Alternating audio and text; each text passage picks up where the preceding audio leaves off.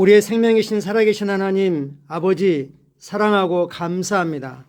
아버지는 사랑이 많으실 뿐만 아니라 사랑 자체이십니다. 주님이 행하신 모든 일에 하나님의 선하심과 하나님의 그 사랑이 가득 나타나게 하신 것을 아버지 감사합니다. 우리를 하나님의 형상대로 영적인 존재로 지으셨을 뿐만 아니라 이제 예수님을 희생하심으로 예수님의 그 성령의 결과로 예수님과 똑같은 하나님의 아들들이 되게 하신 것을 감사합니다. 하나님이 얼마나 놀라우신 일을 행하셨는지요. 또 성령께서 우리 안에 성령님의 영원한 거처 본부를 삼으시고 우리는 성령님을 통하여 성령님은 우리와 함께 아버지 일을 왕국 비즈니스를 감당케 하신 것을 아버지 감사합니다. 성령님, 우리로 우리 자신을 넘어서 온 열방을 품을 수 있는 그런 넓은 마음을 주셔서 감사합니다. 성령님 환영합니다. 성령님 사랑합니다. 오늘도 우리는 지혜를 끊임없이 계속해서 지속적으로 말함으로 제가 실제가 되어 말씀이 우리에게 역사하게 하심을 감사합니다. 주님 사랑합니다. 예수님 이름으로 기도합니다. 아멘.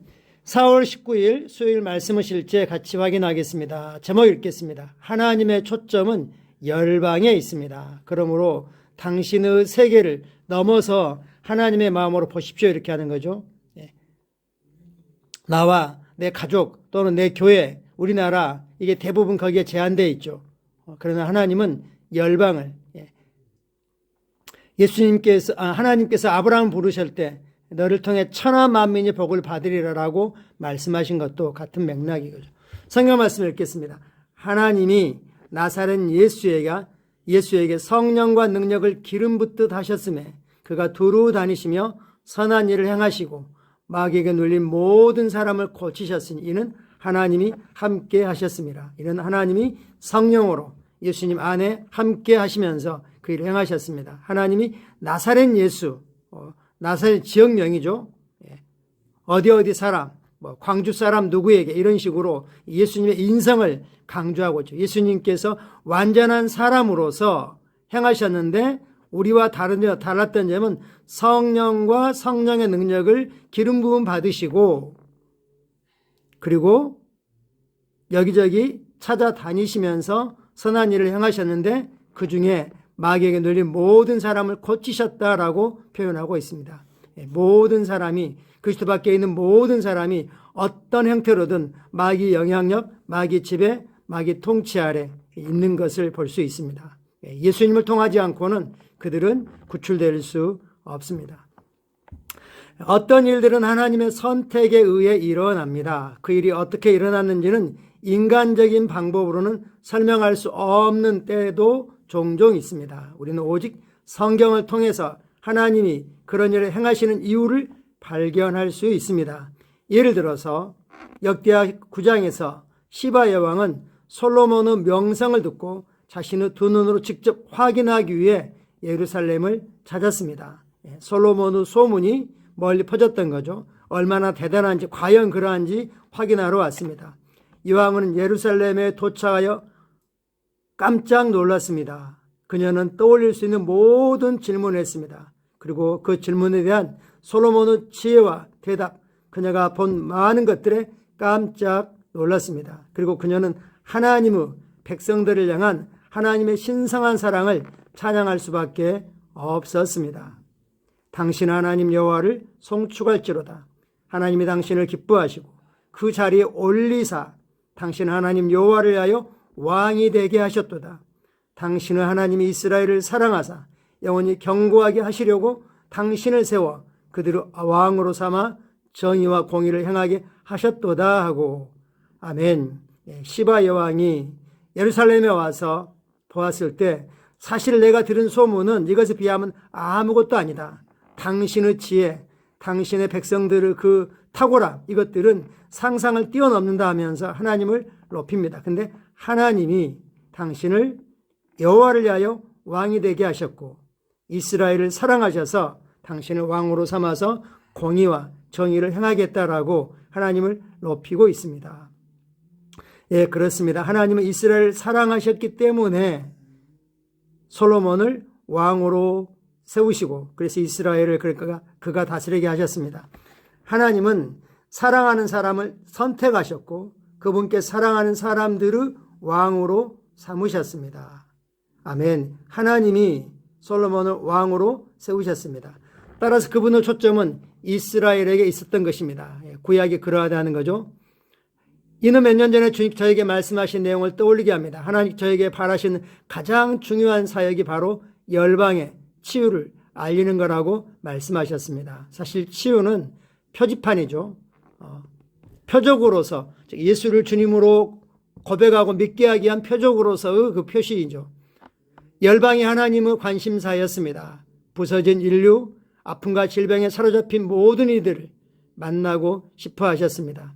하나님은 그들을 사랑하십니다.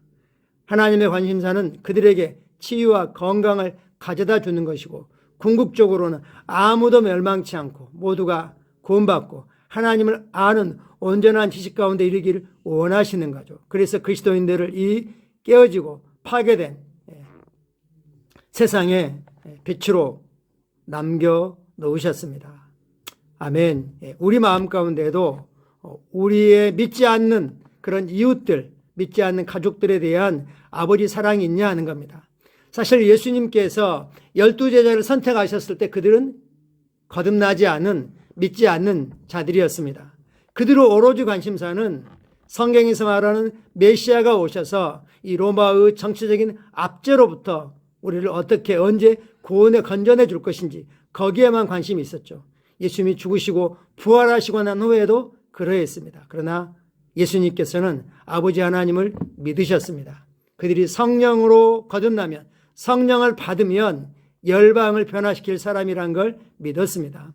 하나님은 동일하십니다. 우리도 성령으로 말씀과 성령으로 거듭났고 우리는 성령의 충만을 받았습니다. 우리가 열방을 품는 건 우리가 의도적으로 의식적으로 계속 관심 갖고 해야 될 일이죠. 크리스 목사님 사역을 설명하고 있습니다. 그리고 치유 생중계 사역을 통하여 우리가 그들에게 다가갈 수 있는 기반과 기회를 마련해 주신 하나님께 감사드립니다. 지난 생중계 사역을 통해서 수억 만 명의 사람들이 온 열방에 참여하여 성령의 능력으로 고질병들이 즉각 치유를 받았습니다. 정말 놀라운 일입니다. 다음에 있는 치유 생중계 사역에 대한 내용을 보십시오. 하나님께 영광 드립니다.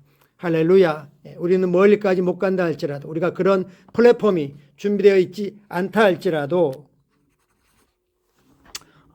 우리 가까운 사람들에게 또는 전화로든지 직접 찾아가서든지 손을 얹고 또는 예수님이 채찍에 맞아 나았음을 선포하도록 고백하도록 격려해 주므로 우리는 그들을 축복할 수 있습니다.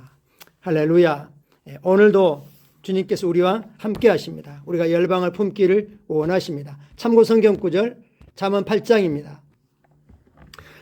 내가 그 곁에 있어서 즉 내가 지혜가 그 곁 하나님 옆에 있어서 창조자가 되어 날마다 그의 기뻐하신 바가 되었으며 항상 그 앞에서 즐거워하였으며 사람이 거치할 땅에서 즐거워하며 인자들을 기뻐하였느니라. 즉 하나님께서는 하나님이 지으신 사람들을 기뻐하셨습니다. 그들이 비록 죄로 망가지고 깨어졌지만 그래도 하나님은 하나님의 형상대로 그들을 지으셨기 때문에 기뻐하셨다라고 말씀하셨습니다. 그렇죠. 창세기 1장에서 아담과 하와가 연합하여 하나 되어 하나님을 섬기는 모습을 볼 때 하나님이 보시기에 심히 좋았다고 말씀하고 있습니다. 비록 우리 주변에 아직 예수를 모르기 때문에 믿지 않기 때문에 정말 마치 시신이 부패하여 냄새하는 나사로 같이 영적으로 죽은 사람이 있고 이제 막 숨을 거두어서 아직도 몸이 딱딱하게 굳지 않는 야이로 딸 같은 그런 선함이 가득한 사람도 있습니다.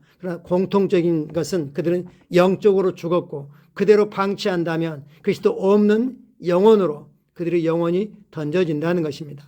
하나님은 오늘 우리를 이 땅에 두셨습니다. 오늘 특별히 믿지 않는 가족들, 친족들, 친지들, 동료들, 친구들에게 어떻게 우리가 하나님의 사랑을 나타낼 수 있는지 성령님께 지혜를 구하면 성령님께서 도와주실 것입니다. 우리는 그들에게 말씀을 전하여 말씀을 가르쳐 예수님을 따르는 자로 삼을 수 있습니다. 사도행전 10장 38절 확대 번역입니다. 하나님께서 나사렛 예수께 성령과 힘, 능력, 권능으로 여기서 힘은 스트렝스, 어빌리치 그리고 파워로 기름을 부으시고 성별하셨으니 따로 구별하셨으니 예수께서 선을 행하시고 다니셨고 특히 마귀의 권능에 의해 괴롭힘을 당하고 억압받는 모든 사람을 치료하셨으니 이는 하나님께서 그분과 함께 하셨기 때문입니다. 우리가 뭔가 선한 일을 할 수 있다는 건 하나님께서 말씀과 성령으로 우리 안에서 함께 일하시기 때문입니다. 예수님이 그러하신 것처럼 우리가 그러합니다.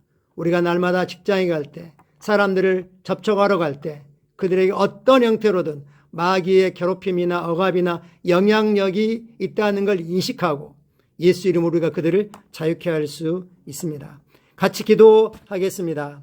사랑하는 아버지, 아픈 자들에게 치유, 힘, 활력을 주시고 그들이 그리스도가 완성하신 사역을 누리게 하시니 감사합니다.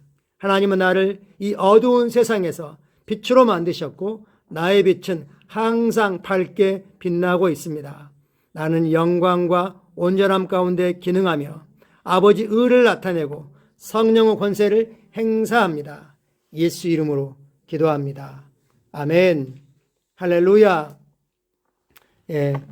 오늘 열방을 품는 가장 쉬운 방법은 내 주변에 아직 믿지 않는 예수를 주님으로 고백하고 있지 않는 내가 가까이 알고 있는 사람이 누구냐 하는 겁니다. 복음을 전해서 받아들이지 않아도 관계가 깨어지지 않을 사람, 가족, 친족들은 그런다 할지라도 관계가 깨어지지 않죠. 그들이 우리에게 말할 겁니다. 야, 제발 그만 좀 해라. 그들이 구원받을 때까지 우리는 멈출 수 없습니다. 감사합니다. 오늘도 주님의 은혜가 넘치도록 풍성하게 우리가 입을 열어 말할 때마다 지혜가 선포되면서 역사합니다. 감사합니다.